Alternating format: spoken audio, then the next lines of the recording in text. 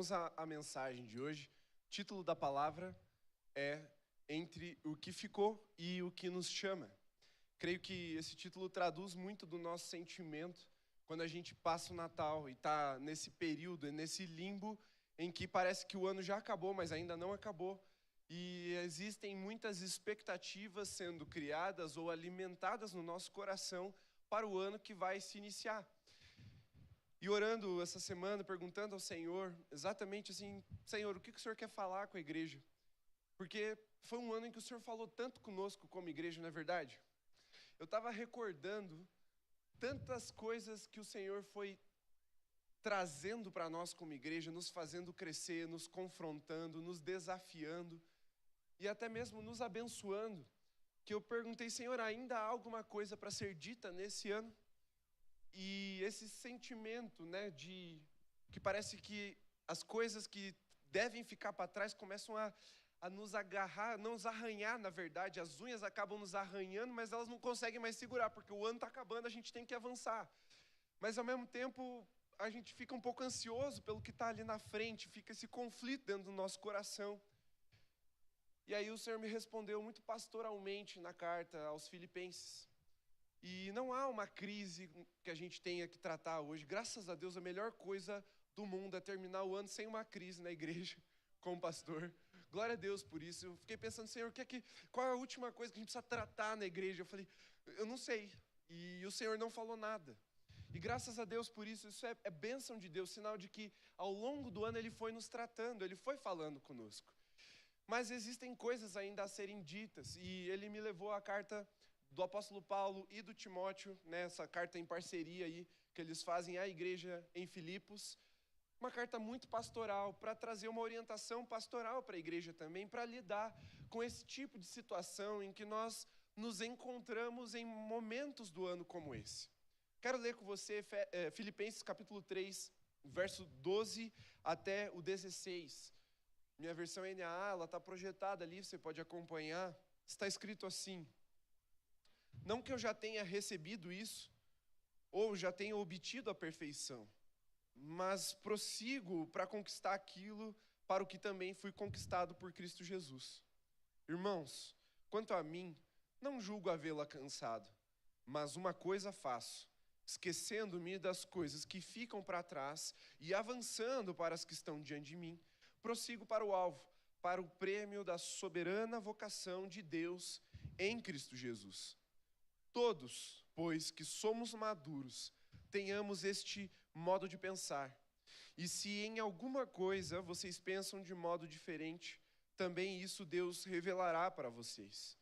Seja como for, andemos de acordo com o que já alcançamos. Amém? Feche seus olhos, vamos orar mais uma vez. Pai, nós estamos muito gratos por tudo que vivemos esse ano como igreja, por tudo aquilo que o Senhor nos falou, nos ministrou, por tudo aquilo que o Senhor derramou sobre nós. Cada palavra profética, cada repreensão, cada encorajamento, cada orientação, cada ensino, Senhor, cada uma das preciosidades vindas do Teu trono. Nós te louvamos por elas nas nossas vidas, Deus, porque aprendemos de Ti que é manso e humilde de coração. Mas nessa noite ainda guardamos espaço para alguma expectativa de mais uma vez ouvirmos a Sua voz, por isso abrimos o nosso coração, Senhor, e preparamos a terra do nosso coração. Fala conosco mais uma vez, é o nosso clamor. Fala com cada um de uma forma personalizada que só o Senhor pode falar.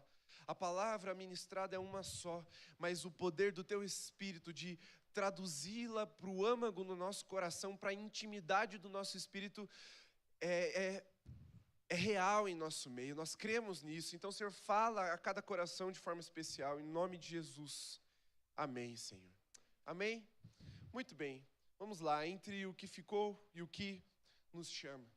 Fim do ano, ele naturalmente nos convida a olhar para trás.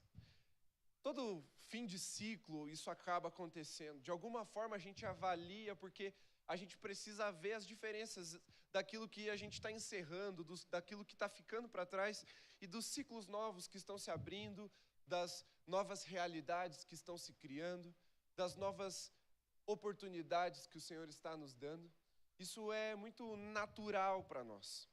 Só que Paulo ele nos ensina que o cristão ele não vive olhando no retrovisor, nem correndo para frente sem direção, tampouco se perdendo no presente como se a vida fosse apenas aproveitar o dia de hoje.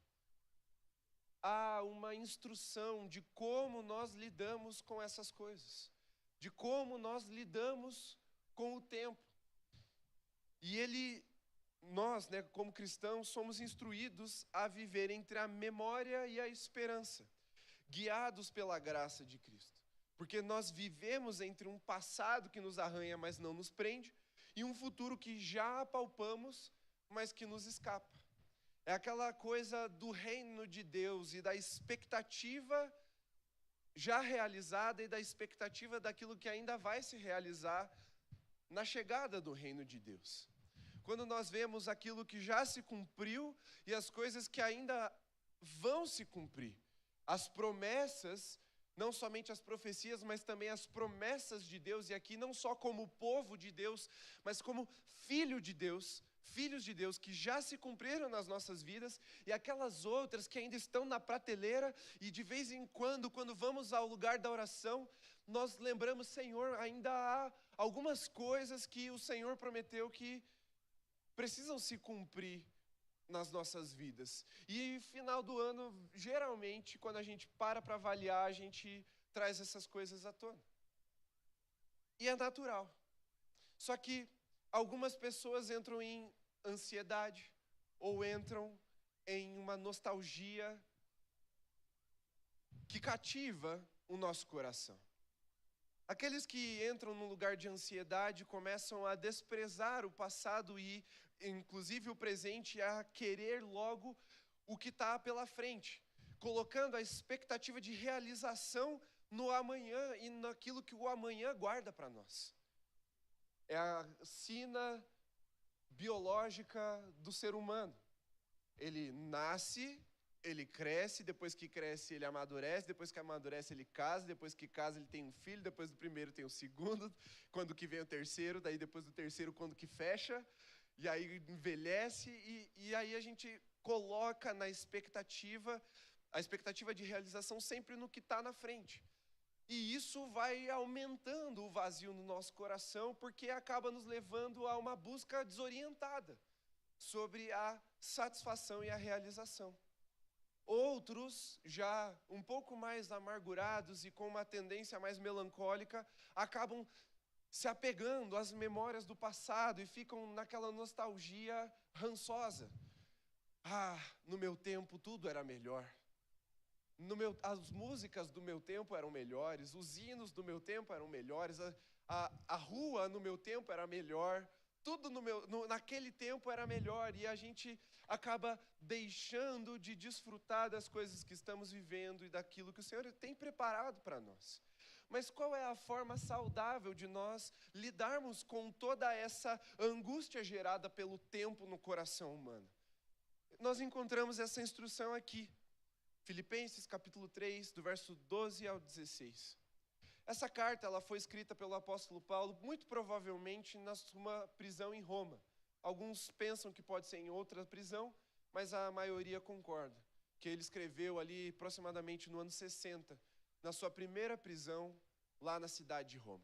Ele escreve para uma igreja que estava na cidade de Filipos, uma cidade da Macedônia, que é a atual Grécia, é a primeira igreja europeia fundada pelo apóstolo Paulo.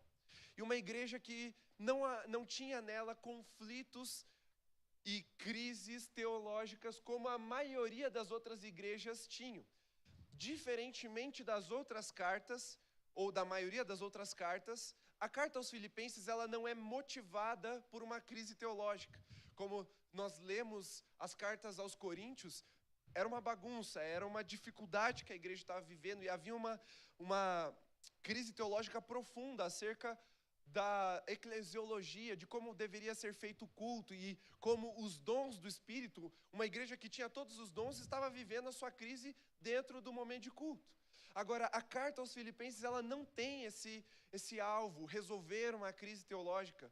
Paulo olha para essa igreja, junto com Timóteo ali, fazendo essa análise, eles pensam, bom, o que a gente vai escrever para eles? E ele fala, eu quero orar por vocês aqui. E ele escreve, começa escrevendo uma oração, agradecendo, falando que os irmãos têm contribuído com o ministério e que eles têm sido parte do avanço do reino de Deus. Ele não estava muito preocupado. Só que mesmo não estando muito preocupado, ele traz uma série de orientações, e essa orientação ela é muito preciosa para nós. Porque quando há um senso de realização no passado, ou de que as coisas se acomodaram de uma forma em que não tem mais aquela chama do desespero nos queimando para a gente correr um pouco mais rápido, e nem estamos assim, tão do jeito que gostaríamos mesmo, chegamos num ponto de conforto, há um perigo morando nisso. Não há uma crise, mas também não está no ideal. Então, não alcançamos exatamente aquilo que Deus espera de nós. Só que já está no conforto. Então, por que avançar um pouco mais? Por que nós vamos viver mais uma fase, ou mais um período, mais um ciclo, mais um ano de fé? Porque fé consome a gente. Fé, nesse caso, especificamente no que eu estou dizendo agora, é você crer naquilo que você não vê. Ou seja, o teu coração e o teu cérebro vão funcionar em direções opostas. O seu coração quer crer, mas o seu cérebro vai fazer as contas matemáticas. E aí você fala, por que eu vou viver de novo em fé? Por que eu vou procurar mais se aqui já está bom? E aí é onde entra o perigo da desobediência. Porque aquilo que o Senhor tem para nós ainda não está completo. Ou você, diferentemente do apóstolo Paulo, ousa dizer que para você, aquilo que Cristo havia de realizar na sua vida, já está completo. Meu irmão, se você é agraciado com essa ousadia, Deus te abençoe e te arrebate. Porque o que Paulo está trazendo para nós aqui é também uma lição muito grande de humildade, quando ele diz que, olha, eu não julgo ter alcançado, não. O apóstolo Paulo. E ele, apesar de dizer nessa carta aos Filipenses que para ele morrer está tudo bem, que viver é por causa dos outros, é para que a obra de Deus continue, porque ele julga que é melhor ficar vivo para que a obra continue, mas que para ele morrer está tudo bem. Ou seja, entre ele e Deus estava tudo resolvido. Ele diz assim, ainda não alcancei, ou ainda não realizei tudo que eu havia de realizar e alcançar em Cristo Jesus. Porque ainda há obra a ser realizada em mim e através da minha vida. E isso nos aponta uma orientação contra o risco, o perigo de nós nos acomodarmos depois de um ano de satisfação. Porque, meus irmãos, nós vivemos coisas maravilhosas e eu fico compartilhando com as pessoas que me perguntam, como é que tá, pastor? Finalizando, né, o primeiro ano ali à frente da igreja, nem deu um ano, deu 6 meses, nem isso. Mas fechando o primeiro ano à frente da igreja, eu falei, irmão, eu estou grato. Eu só tenho gratidão, Senhor, não tenho uma reclamação, meus irmãos. Não tenho uma reclamação. Eu não tenho que me queixar diante de Deus. E eu falei, Senhor, o que se fala para uma igreja em que aparentemente a gente não tem queixas? A gente vai falar, tem um ar-condicionado para melhorar, mas como que a gente compartilha com os mártires da fé que a minha queixa é o ar-condicionado? Eu não consigo, irmão. Eu não consigo. Sério, eu não consigo me queixar diante de Deus. Eu posso pedir, Senhor, dá pra gente um ar-condicionado porque vai melhorar. Mas me queixar, eu não consigo. E eu sinto calor, mas não consigo me queixar disso. Você entende o perigo que há nesse lugar? Em que, como igreja, e talvez a sua vida, e a gente já vai falar um pouquinho mais individualmente, mas como igreja, nós corremos o risco de nos satisfazermos no que Deus fez até aqui, e não continuarmos avançando para aquilo que Deus espera de nós como igreja. Meus irmãos, quantas igrejas podem dizer que já estão ali apoiando, suportando 11 missionários? Não são muitas igrejas. Agora, uma igreja do nosso tamanho que está fazendo isso, irmãos, é graça de Deus, é milagre, não existe outra palavra para descrever, não há uma metodologia adotada por nós. Há um milagre que Deus realizou e tem realizado através da nossa igreja na vida de 11 missionários. Mas quando você chega no fim do ano com isso, e há 2 anos atrás a igreja, nem o pastor recebia, né, pastor? Nem o pastor recebia o salário. Você para pensar e fala assim, a gente tem avançado, não dá para reclamar. Deus tem feito coisas maravilhosas. Só que nós não podemos nos apegar às coisas que o Senhor fez, porque elas são sim memória, mas elas são só memória. Elas precisam nos acompanhar no testemunho que nós contamos daquilo que o Senhor tem feito, para glorificarmos o nome de Jesus. Mas isso não pode nos prender no passado. Assim como a insatisfação não pode nos levar a uma busca desenfreada pela satisfação, achando que sempre no amanhã a gente vai encontrar alguma coisa que nos satisfaça, sendo que o Senhor está presente no nosso dia de hoje. E Paulo, ele mostra para essa igreja que não tinha grandes crises, que estava cooperando no reino, estava sendo uma auxiliadora, especialmente no sustento missionário da obra, a não se apegar nas coisas que se passaram, mas continuar olhando para Cristo, a fim de conquistar aquilo que ainda não havia sido conquistado. E eu não estou falando nem um pouco de ar-condicionado, meus irmãos. Mas a pergunta que precisa mover o nosso sermão hoje é: o que é que Cristo espera de mim, que eu ainda não vivi? O que é que Cristo quer formar, quer gerar em mim, que ainda não foi gerado? Qual a porção de Deus que está reservada para que eu experimente, e eu ainda não experimentei? Porque eu não julgo ter alcançado tudo aquilo que Deus espera de mim e tem para mim. E meus irmãos, eu quero te levar, em nome de Jesus, a reconhecer, como o apóstolo Paulo fez, que ele também não completou a obra na sua vida, amém? Você pode admitir isso, amém? Mas, além de admitir, você precisa pedir que o Espírito Santo gere no seu coração uma fome, um desejo por isso, para que isso te mova, para que o novo ciclo, o novo ano, a nova etapa, esse novo período que você vai entrar de calendário, seja também um novo período na sua vida com Deus. Esse mês eu dei um pouco mais de atenção a alguns amigos pastores que estavam pedindo por um tempo com eles. E teve um pastor que eu conversei mais ou menos umas 9 horas na primeira semana de dezembro. Ele me ligou por vídeo, a gente conversou ali. Quando deu 3 horas de conversa, eu falei, eu preciso desligar, ele, eu também.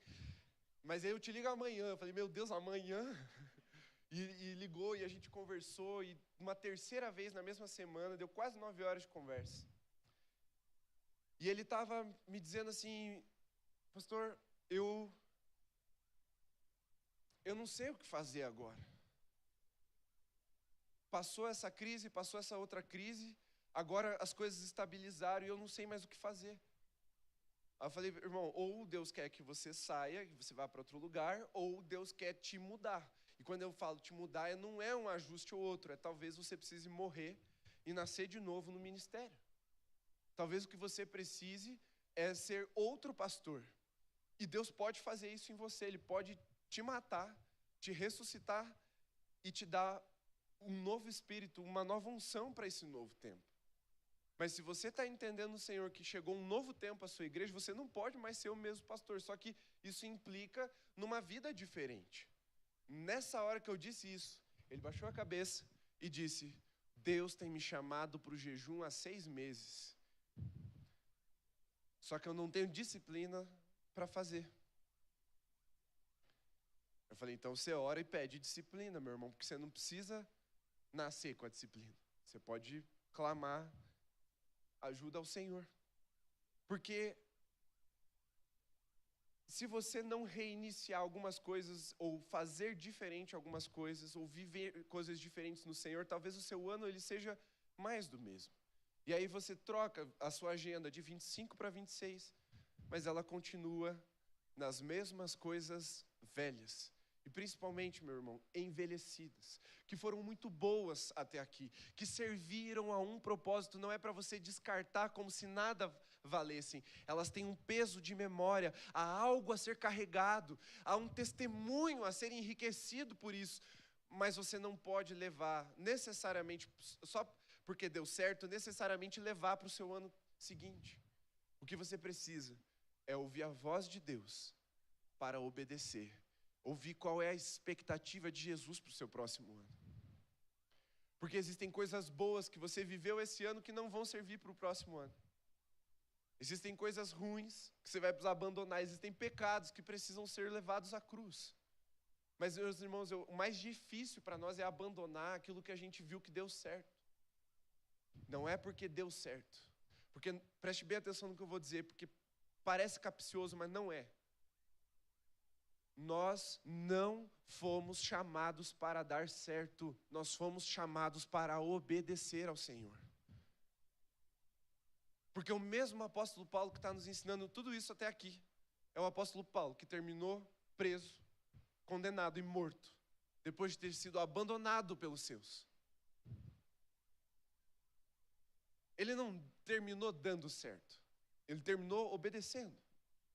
E quando a gente olha para o ministério terreno de Cristo Jesus, antes da ressurreição e glorificação, meus irmãos, ele terminou do mesmo jeito, pendurado numa cruz, abandonado pelos seus.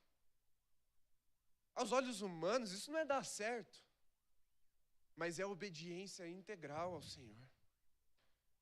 A nossa realização está em imitar Cristo Jesus na sua obediência ao Pai. E isso significa que, por vezes, haverá um conflito naquilo que Deus espera de nós e aquilo que nós sabemos que dá certo para a nossa vida. E isso dói, porque é Cristo arrancando de nossas mãos o pensamento de que nós temos o controle, porque é só uma ilusão. Eu repito isso muito nas minhas pregações, mas eu não me canso de dizer, controle é uma ilusão humana.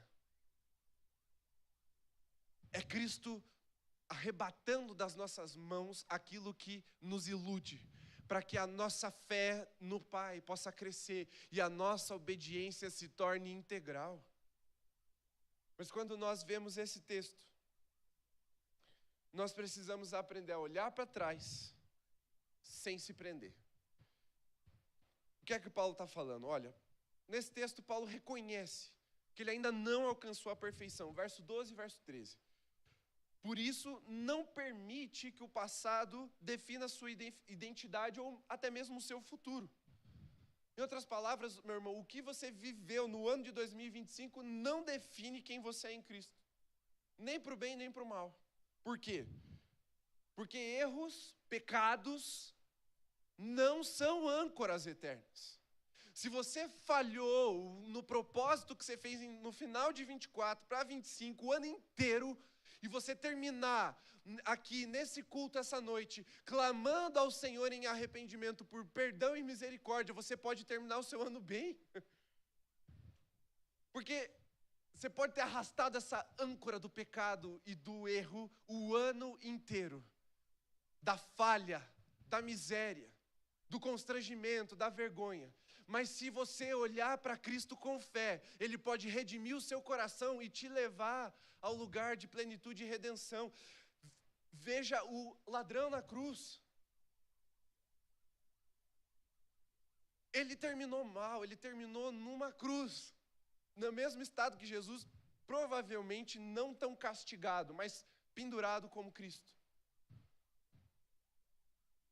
E ainda hoje estarás comigo no reino dos céus, disse Jesus para ele. Porque olhar para Jesus com fé nos confere redenção.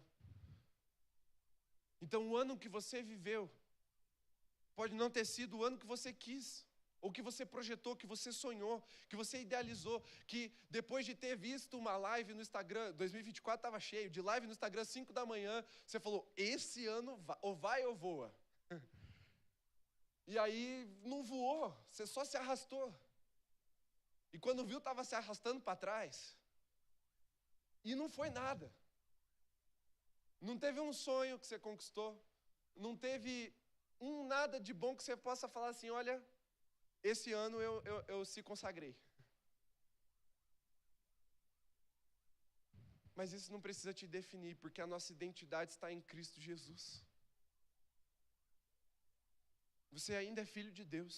E em Cristo Jesus você pode encontrar a redenção se você estiver com o coração arrependido e pronto para viver uma transformação. Mas arrependimento não é simples. Significa morte. Cristo não veio te arrumar, Ele não veio te ajustar, Ele não veio nem te melhorar, Ele veio te matar e te dar uma nova vida nele. Ele te convida a morrer na cruz com Ele. Só que para isso, o seu passado precisa ser pregado na cruz. Ser deixado na cruz. Para que na ressurreição em Cristo Jesus, você viva de fato uma vida nova. Então o ano que passou não define quem você é em Cristo, porque os erros não são âncoras eternas e as conquistas não são coroas permanentes. Não é porque você acertou tudo esse ano que você fez 21 semanas de jejum e oração todo dia. Não é porque você fez devocional de manhã e de noite com Spurgeon e A.W. Tozer. Não é porque você orou no jardim toda terça-feira. Não é porque você veio todo domingo, dizimou fielmente ao Senhor todos os meses, que significa que agora você está pleno em Cristo Jesus e 2026 vai ser de boas. Porque pode ser que o ano que vem o Senhor espere de você fidelidade,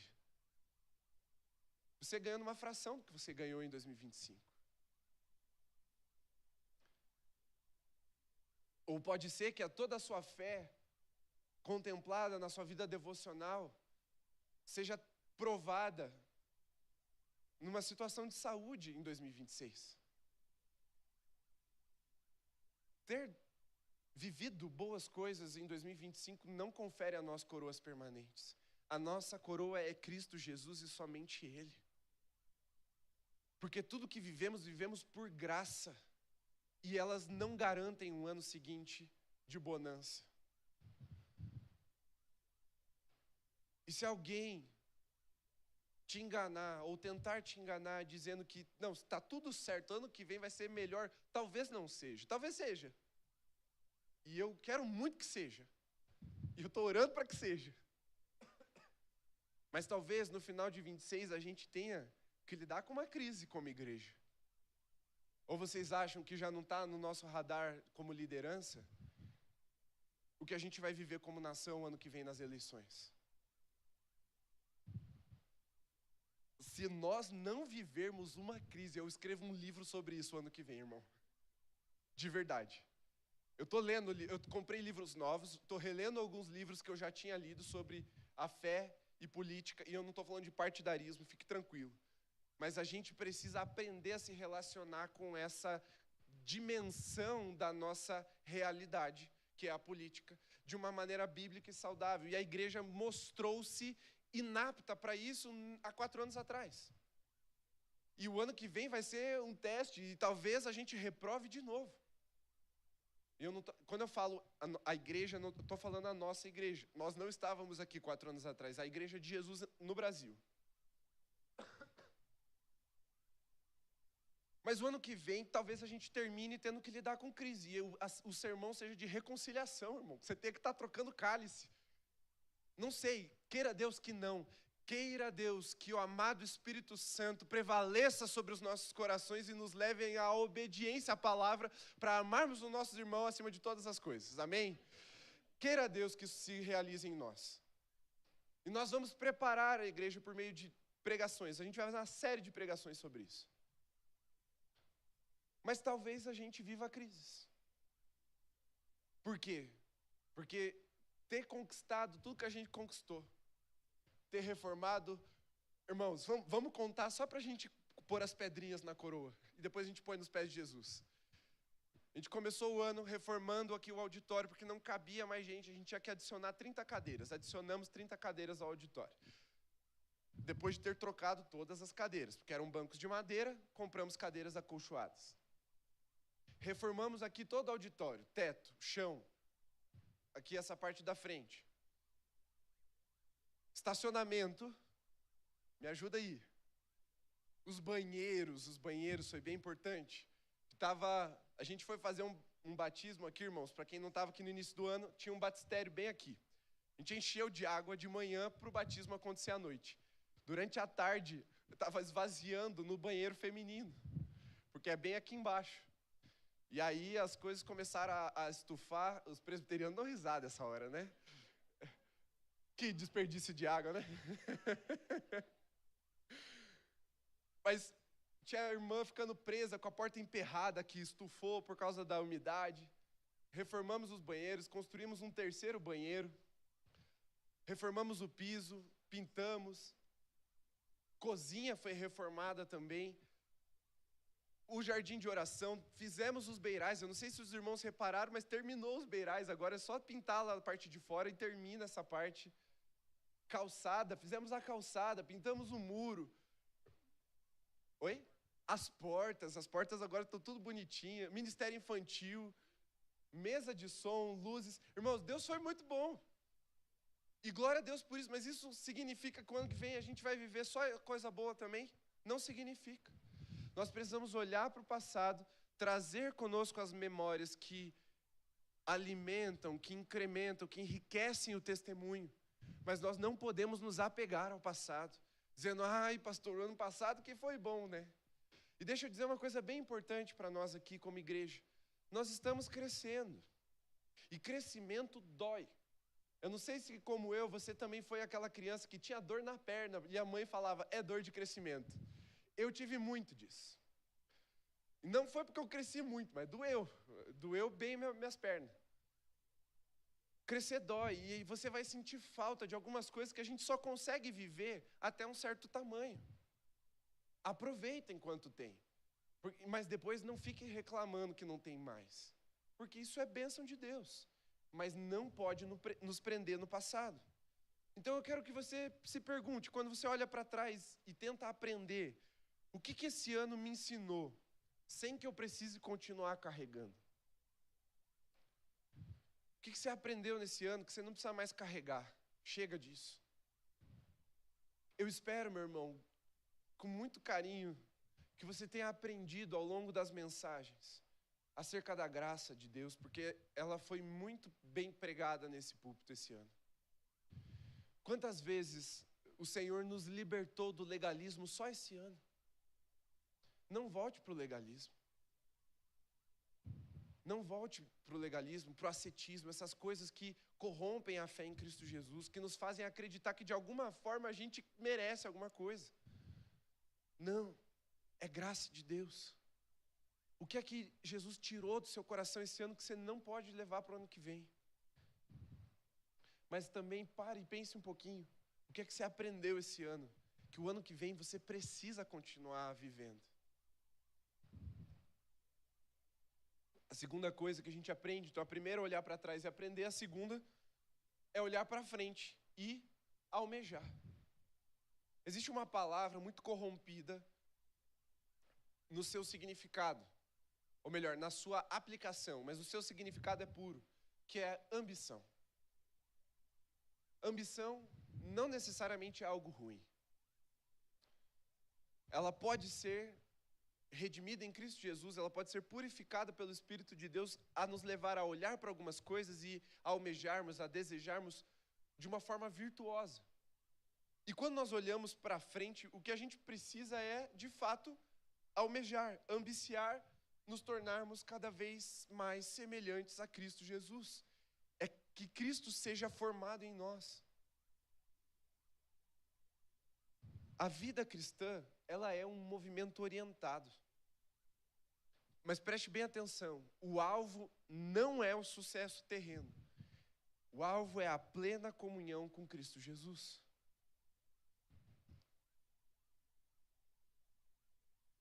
A sua listinha para o ano que vem precisa colocar isso como prioridade. Você pode querer uma casa nova, tá tudo bem, não é pecado. Você pode querer trocar de carro, você pode querer colocar seu filho numa escola particular mais cara. Você pode, irmão, querer viajar, tá tudo bem, que Deus te abençoe em cada uma dessas coisas. Mas o que não pode faltar na sua lista de objetivos para 2026 é buscar a plena comunhão com Cristo Jesus, o seu Senhor. Isso tem que ser o principal. Você precisa finalizar o próximo ano dizendo: graças a Deus, hoje eu conheço mais de Cristo Jesus do que eu conhecia no início do ano. Eu tenho mais intimidade com Cristo Jesus do que eu tinha no início do ano. Isso precisa ser um alvo para nós. E o outro engano, meus irmãos, que uma perspectiva mais humanista traz para nós, é de que o próximo ano é uma página em branco. Não é. Deus tem planos para nós no ano que vem, preparados para nós desde a eternidade. Pergunte ao Senhor quais são os planos dele para a sua vida antes de planejar os seus mesmos. Porque Provérbios diz, o homem faz os seus planos, mas é o Senhor quem determina os seus passos. Irmãos, eu lembro quanto esse versículo gritou para mim, no dia que eu descobri que a Camila estava grávida da Luísa, no ano de 2020. Devocional do dia, Provérbios, estava lá. O homem faz os seus planos, mas é o Senhor quem determina os seus passos. Eu pego esse versículo, mando para o William e falo, presta atenção, ele estava planejando outras coisas para a vida dele. E ele falou, cara, eu acho que é de Deus para mim. E aí a gente foi jantar naquele dia para contar. Não foi naquele dia, foi algum outro dia da semana. Eu fui contar, lembra aquele versículo que eu te mandei e tal? Dele, cara, nossa, falou muito comigo, eu acho que era para mim. Eu falei, não, irmão, Camila está grávida. A gente planejando para 3 anos de casado. Quando completássemos 3 anos de casado, iniciar ali o período que a gente chama de, vou tentar agora, vamos tentar engravidar. 9 meses antes disso, a gente descobre que ela está grávida. E aí, irmão, eu fiz os meus planos, mas foi Deus quem determinou o tempo. E olha que preciosidade saber que é de Deus e não se desesperar. 2 meses depois que eu descobri que a Camila estava grávida, nem 2 meses, 1 mês e meio, 1 mês depois que a gente descobriu a gravidez, pandemia. Pandemia atrasou o plano de todo mundo, para um monte de coisa. Talvez, se dependesse de nós, na nossa fraqueza e incredulidade, nós falaríamos assim, vamos esperar a pandemia passar. Mas era do Senhor que a Luísa viesse em 2020. Então Ele adiantou as coisas. Em 9 meses, e ela nasceu 6 dias antes da gente completar 3 anos de casado. Deus tem planos para o ano que vem, a página não está em branco, o escritor da história já preencheu essa página para nós. O que nós precisamos é acessar a revelação do Senhor para as nossas vidas, o conhecimento do Santo, revelar para o nosso coração o que é que Deus quer de nós. O que é que Deus espera de nós está escrito, eu creio nisso.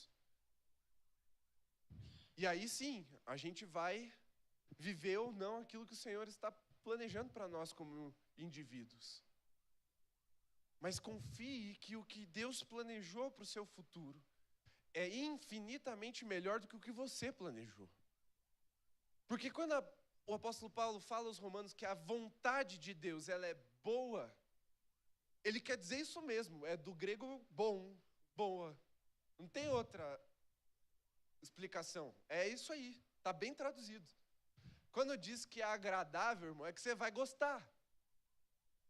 Pode ser difícil, pode ser duro, mas de alguma forma, quando você vive a vontade de Deus, Ele vai te fazer pegar gosto por isso, irmão. E quando Ele diz que é perfeito, é que é sem defeito mesmo. Só que há um processo de habilitação para se viver a vontade de Deus nessas condições. Ela é ruim para quem ainda não foi transformado na renovação da mente.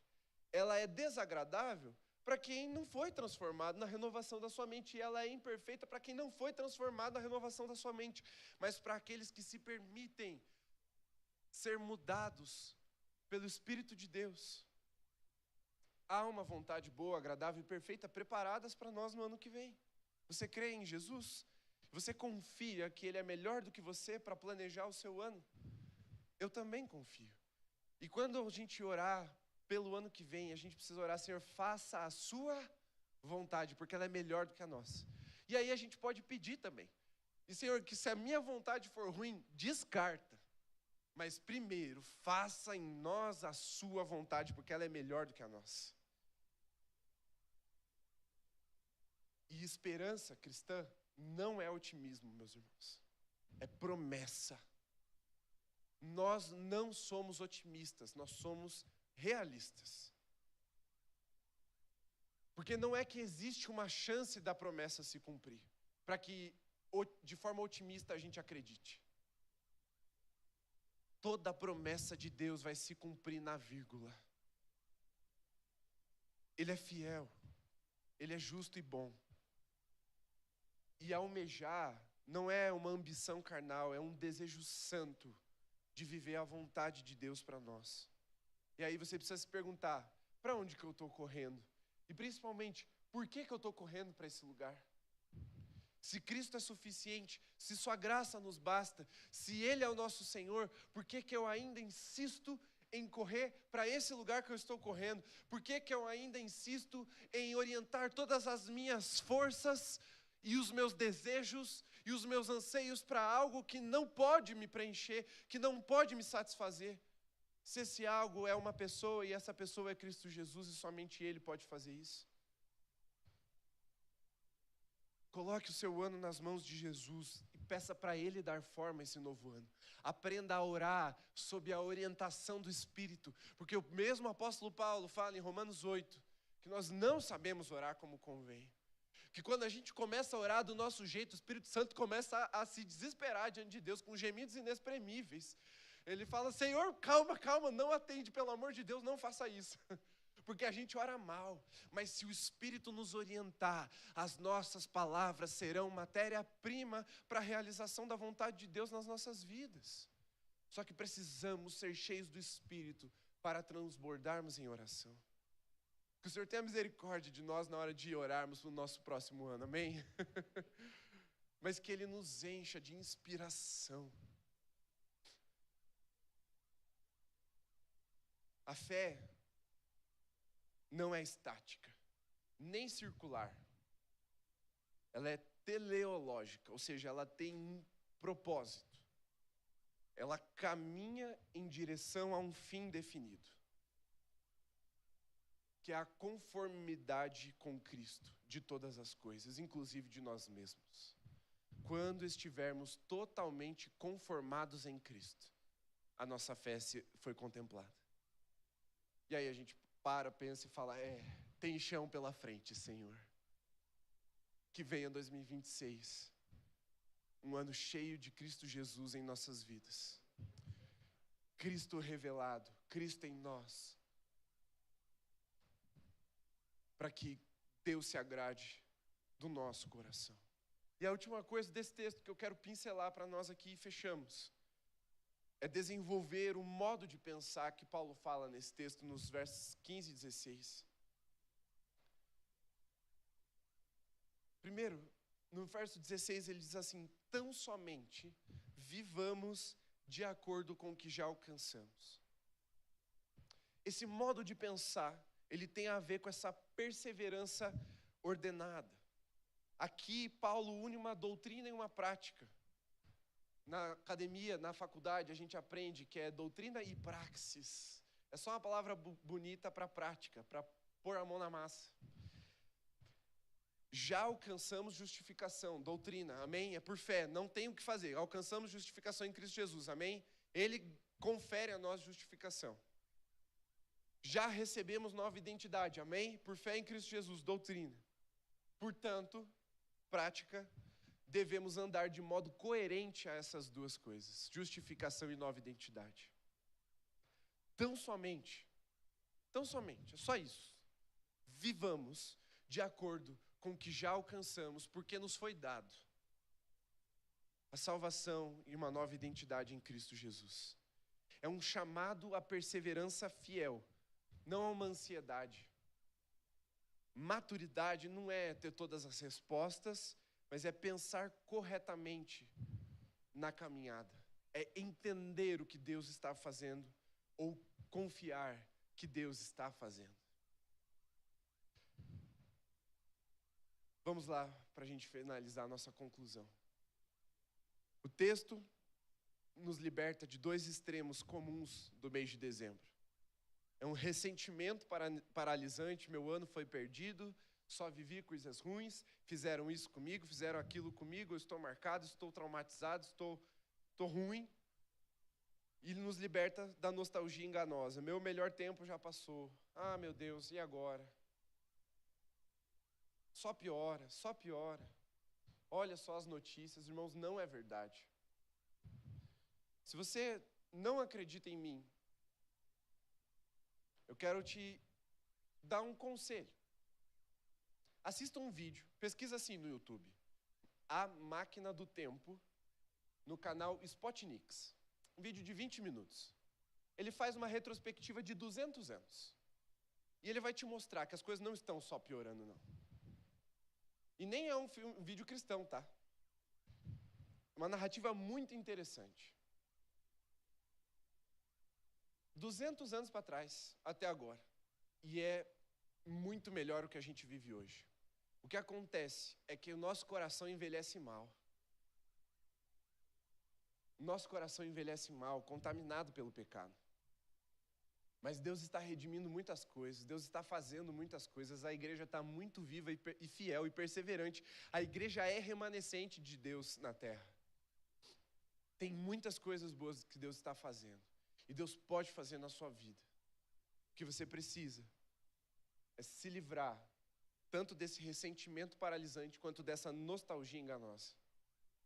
E olhar para frente e perguntar: Senhor, o que é que o Senhor tem para mim? Pois eu quero viver essas coisas. Seja honesto com o seu passado, mas apresente uma esperança quanto ao futuro. E uma responsabilidade no seu presente. O texto bíblico que ilustra muito bem isso é Josué 4, 3 e 4. Quando eles passam o Rio Jordão e entram na terra prometida. Eles passam a seco também, à semelhança do Mar Vermelho, eles passam a seco porque Deus segura o rio lá em cima. Eles passam e eles tiram 12 pedras do fundo do rio, que seria o chão, e eles empilham depois que eles passam a margem. E aquilo é tido como um memorial. Mais ou menos é isso que a gente precisa fazer, meus irmãos. Glória a Deus pelo que Ele fez até aqui. E a gente empilha um memorial e testemunha do poder de Deus. Mas agora ainda há uma terra prometida a ser conquistada. Existem ainda coisas em Cristo Jesus a serem conquistadas. E meus irmãos, não me confundam. Quando eu digo terra prometida, é para nós como igreja e é para nós como filhos de Deus. E isso significa viver de acordo com a vontade dEle. Glória a Deus por cada momento em que contemplamos a vontade de Deus se realizando nas nossas vidas até aqui. Mas ainda há coisas novas a serem vividas. E eu quero te convidar a fechar os seus olhos para abrir os olhos espirituais, em plena atenção e concentração no Senhor. O que é que em Jesus ainda precisa ser conquistado na sua vida? Se você não sabe, é hora de você perguntar ao Espírito Santo: qual é a vontade do Pai para mim?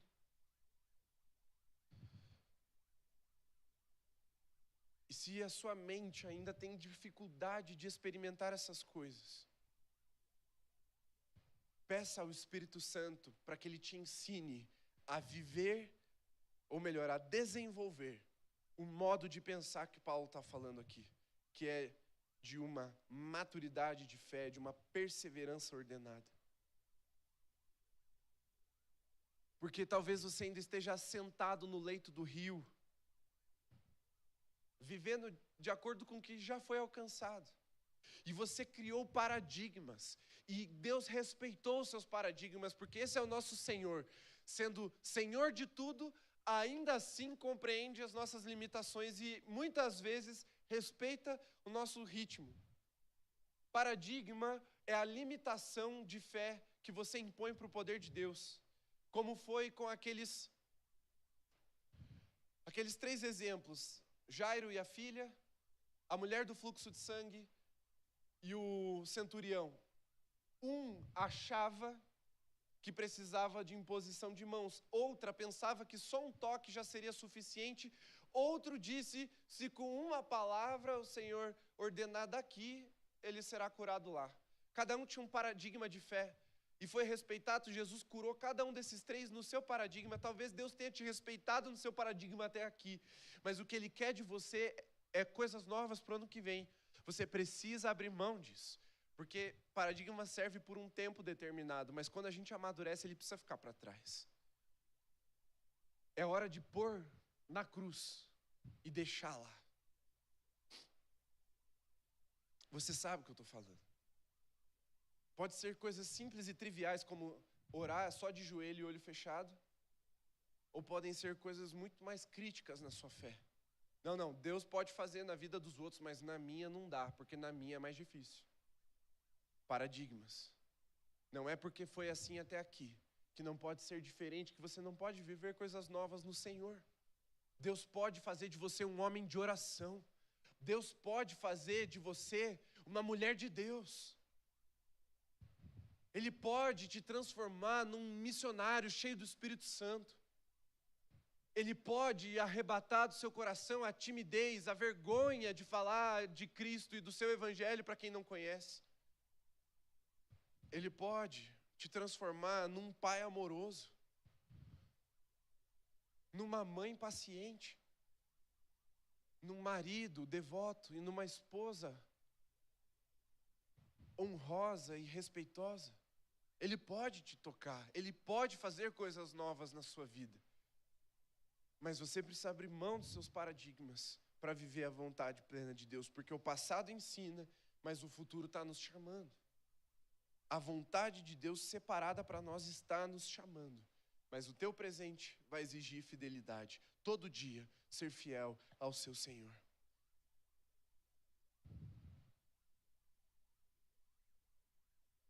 Nós estamos aqui, presos entre o que passou e o que nos chama.